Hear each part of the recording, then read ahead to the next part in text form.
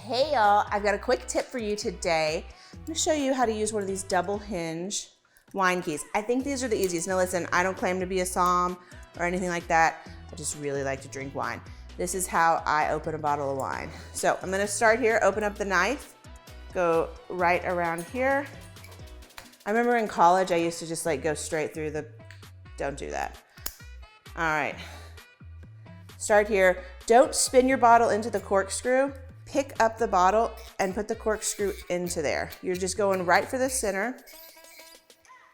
So now you're gonna take the first part of the hinge right onto the bottle and pull up. Once you get about there, you're gonna take the second part of the hinge onto the bottle, pull up. Don't pull it all the way out. When it gets right to the top, just kind of twist it out. Nice big glass.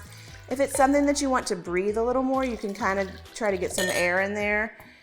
Really start to work it. If it's something you don't need to breathe as much, just dig right in. Cheers, y'all.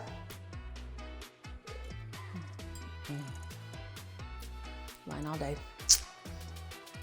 I actually did need that to just be like, okay. All right, quick tip.